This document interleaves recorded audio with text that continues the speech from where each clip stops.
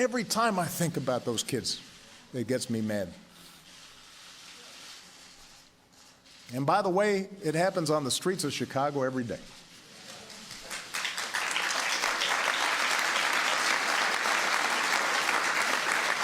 So, we cannot simply turn away and dismiss those in peaceful protest as troublemakers or paranoid.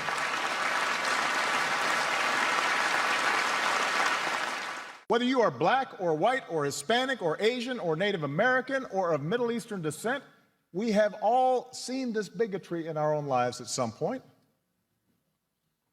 We've heard it at times in our own homes.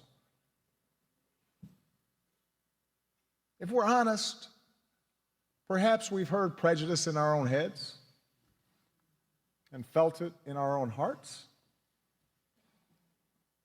We know that. And while some suffer far more under racism's burden, some feel to a far greater extent discrimination's sting. Although most of us do our best to guard against it and teach our children better, none of us is entirely innocent. No institution is entirely immune. And that includes our police departments. We know this.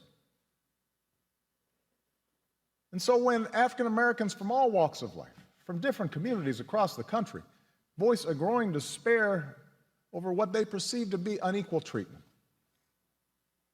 when study after study shows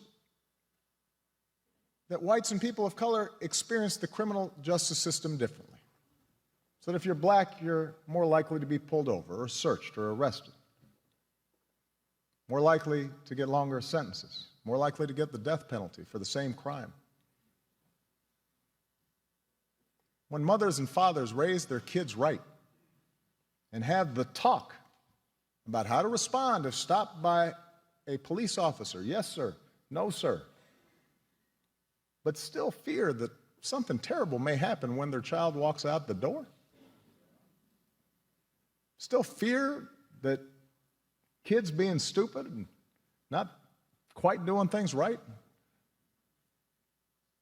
might end in tragedy, when all this takes place more than 50 years after the passage of the Civil Rights Act, we cannot simply turn away and dismiss those in peaceful protest as troublemakers or paranoid.